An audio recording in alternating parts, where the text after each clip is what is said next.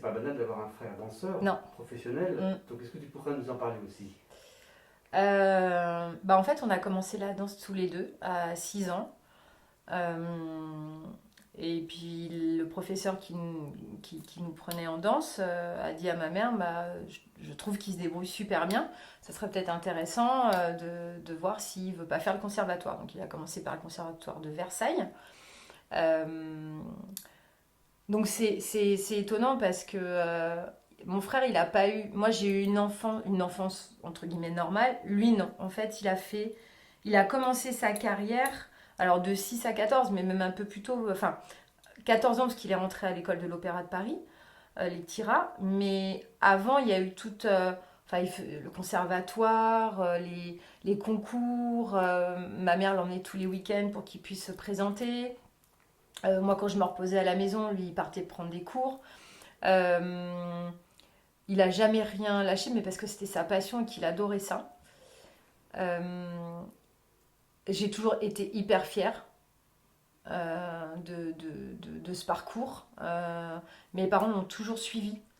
On a eu cette chance d'avoir des parents qui, à l'époque, enfin, moi, j'ai 49 ans, enfin, je vais les avoir bientôt. Mon frère, il en a 49, 40, 48. Euh, C'était quand même pas évident à l'époque pour un homme et pour une femme de pousser leur enfant à devenir danseur. Et ça n'a jamais posé aucun problème pour mes parents. Donc ça, c'est juste génial. Enfin, moi, je leur ai toujours dit. Euh, Mes grands-parents, c'était difficile, mais mes parents, non. Et, euh, et une fierté, parce qu'ils sont pas nombreux hein, à réussir ce challenge. Euh, et voilà. Et donc, comment ça s'articulait? Du lundi au vendredi, il était à l'école. Ma mère allait le récupérer donc à l'école de l'Opéra de Paris.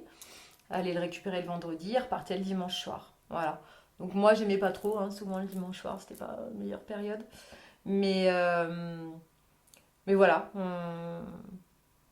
Après, il y a des images où on était ensemble. Enfin, c'est bête à dire, mais il y a des enfants, ils font des comédies ensemble. Nous, on dansait ensemble. Voilà. Donc, on mettait la musique, on faisait des spectacles, des trucs de gamins.